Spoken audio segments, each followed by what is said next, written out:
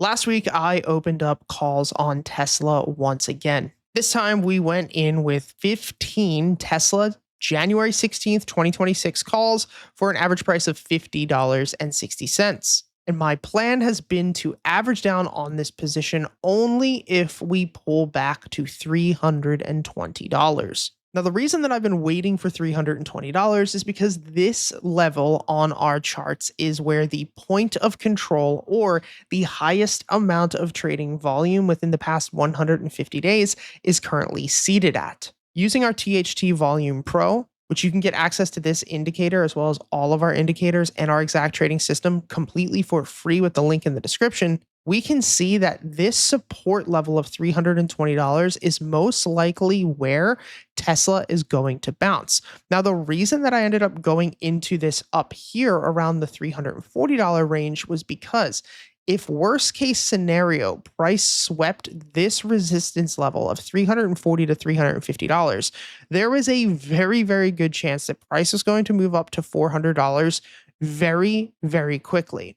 And so when I'm taking a position and I'm looking at a setup like this on Tesla, my thought process is this. I want to be a part of that breakout. I want to be a part of that move if it happens quickly, because we've been squeezing since May. And Tesla's price action normally happens where it is going to sit sideways and it's going to squeeze for multiple months, then have a significant move to the upside. And what I did not want to happen was be a stickler when it came to price and just only say, I'm only getting into this if we pull back to $320. When even a pullback of about 7% is really not that much in the grand scheme of a 20 to 30% move to the upside. So what I decided to do was start my position up here, go in with about 75% of my planned position size, and then set an alert. If we ended up pulling back to $320, then I will average down at that price level. And I do believe that if we pull back, and it looks almost certain like that's going to happen,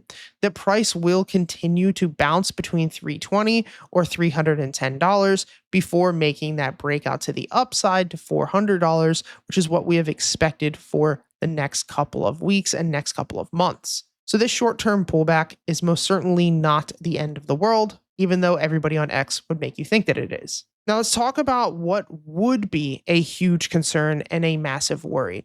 Well, the first thing is if price ends up sweeping this low at $300. This would not be good because as far as market structure is considered, we are still bullish. Every single time that price action pulls back, we are bouncing and making a higher low. This is a sign of bullish market structure, and this is what we want to see. If we were to actually break this most recent low, that could be an indication that structure is shifting. From there, price would pull back down to 280.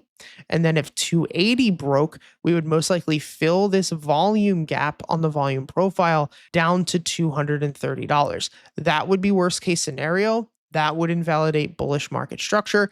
That would cause me to take the loss and move on from my position. Now, when we're looking at the volume profile over here on the side of your screen, this indicator is going to show us buying and selling, not how many shares were traded that day, but where those shares were traded over the past 150 days, or if we are looking at a weekly chart, over the past 150 weeks. Now, when there's thick areas of volume on this volume profile, basically from $300 to $350, this is a very good sign that price is either just going to consolidate or it's going to act as a strong support or resistance. The areas that we want to mainly focus on are going to be these thin areas of volume on the volume profile, because these areas, whether it's bullish or bearish, tend to see price action move extremely aggressively because there's basically a vacuum or a volume gap within that area.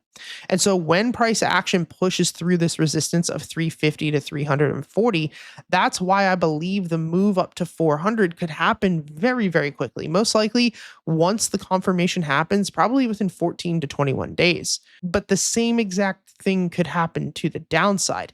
If $300 breaks, this volume gap or vacuum to the downside could end up happening very quickly, and we could see price right back down at point of control at $250 on the weekly chart. Now, if that happened, as we said, we would cut our short-term calls. realize the loss. Then I would wait for price to pull back to 250 and I would look to go long down at $250 once again, because that is where the point of control is currently seated. Now, the thing I want you to understand is that this is one position of about 53 other stocks that are meeting my criteria.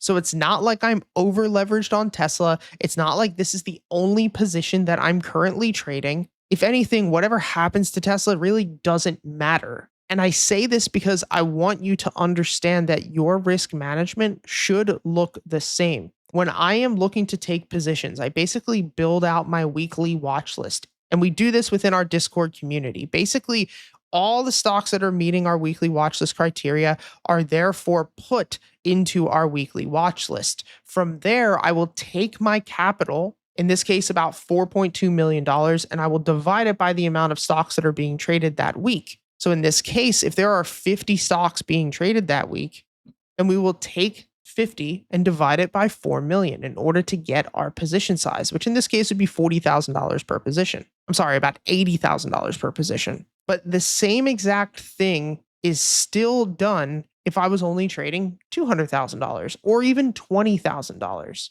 Because what we want to do is focus on risk management and focus on diversifying, not because we think that certain stocks are going to go up or go down, but diversifying across our strategy and across our system. Because I have no idea of all these stocks, which stocks are going to do the best and which stocks are going to do the worst. But all of these stocks are meeting the same criteria, just like Reddit, where price is pulling into smart money zone and price is bouncing. So if I take all the stocks that are meeting that criteria this week or this month, I disperse my capital evenly across all of those stocks, then it doesn't matter if 10, 15, 20 of those 55 lose, because when I win, I'm going to get significant higher returns to the upside than I am to the downside. I hope this video helped. If you want to learn my entire trading system completely for free from start to finish, as well as all of our indicators, the link to our 12 course masterclass series is down in the description. It's completely free. There's no fluff, no bullshit, no credit card. The link will be down in the description.